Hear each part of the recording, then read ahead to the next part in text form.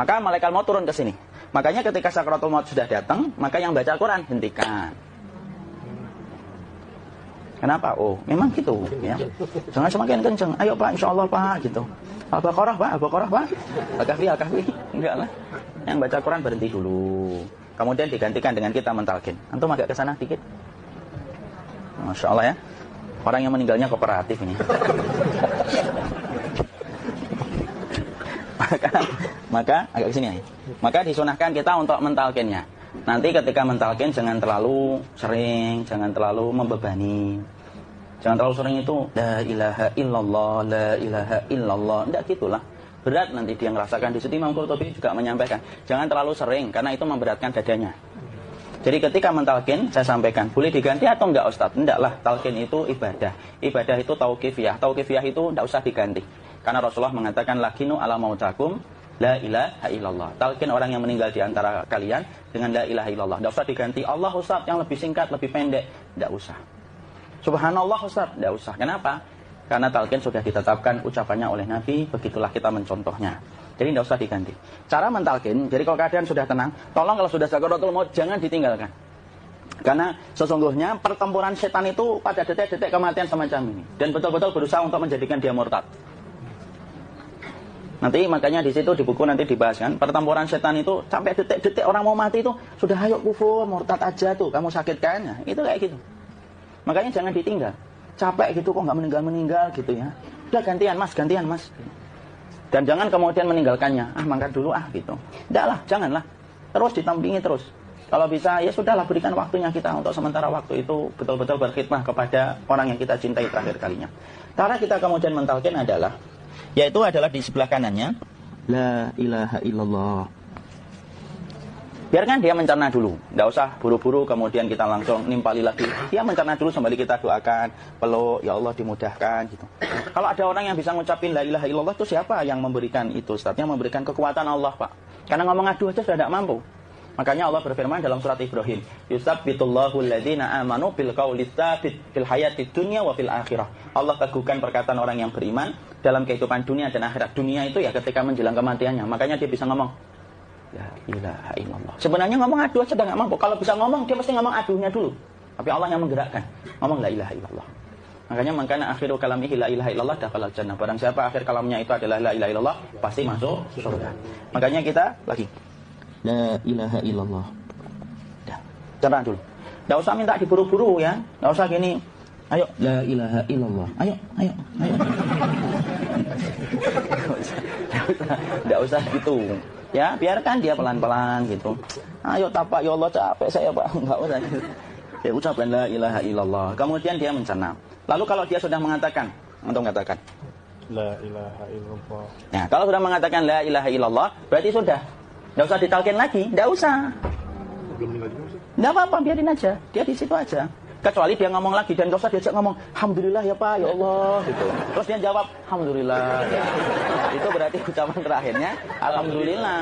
Atau ketika habis ditalkin la ilaha illallah dia ngelihat air. Nah, itu berarti ucapan terakhirnya air. Talkin lagi. Enggak usah marah. Aduh Pak, minta air. Mau minta air nanti aja dikubur gitu loh. Jangan gitu. Biarin aja, jangan kemudian setelah la ilaha illallah. La ilaha illallah. Terus, ayo tutup, awas ya ngomong lagi ya. Udah gitu juga. Maka kemudian setelah la ilaha illallah sudah, enggak usah diajak ngomong gitu. Terus kemudian enggak usah ada anaknya perempuan, ya Allah Pak, sudah bisa ngomong la ilaha illallah gitu. Cukup dalam hati alhamdulillah gitu. Diam kita dengerin gitu. Disitulah nanti biasanya detik dia terakhir. Dia nanti ngeliat di sini Pak, prosesnya itu nanti kaki langsung sebagian jempol dingin dia.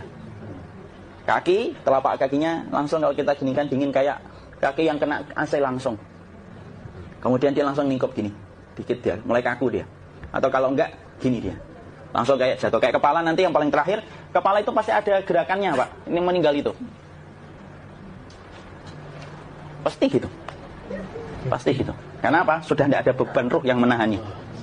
Ya, cabut ya, set pelan, maka kemudian malaikat itu. Tapi tetap sakit lah, walaupun dikatakan ringan, tetap sakit. Maka kemudian sakit gitu, ngelewatin sini. Jantung kemudian sudah tidak berfungsi. Kemudian ginjal Pak, ngelewatin ginjal tidak berfungsi. Bapak bayangkan kan, kalau yang pernah sakit batu ginjal Pak, sepakat nggak kalau kita batu ginjal itu sakitnya luar biasa Pak? Itu baru titik batu kecil di ginjal. Kita bisa bayangkan tiba-tiba ginjal tidak berfungsi. Sakitnya kayak apa, Pak? Tiba-tiba ginjal nggak berfungsi, pankreas naik, kemudian tek jantung. Jantung ini dia masih hidup dia, di sininya masih hidup walaupun jantungnya sudah berhenti. Naik, kemudian mata dia ngelewatin mata. Organ tubuh yang paling setia sama ruh itu mata. Maka kemudian mata dia ngelihat dia, melihat set keluarnya, set naik dia. Ya dilihat ini sama dia. Makanya Rasulullah mengatakan innar ruha idza qubida tabi'ahul basar. Ruh itu kalau dicabut, mata itu ngikutin kemana perjalanan ruh itu. Makanya ada yang meninggalnya gini. Ya itu bukan tanda su'ul khatimah. Itu tanda fitrahnya mata ngikutin ruh. Atau kemudian bukanya sedikit. Ada yang kayak senyum, Pak. Ada yang kesininya keringetan. Nah, itu tanda husnul khatimah. Ada yang senyum. Jadi sakitnya setelah selesai itu plong gitu loh. Makanya kemudian ada yang tersenyum. Maka itu tanda. Kalau kita ngelihat orang yang membuka mata kayak gini, tidak usah takut.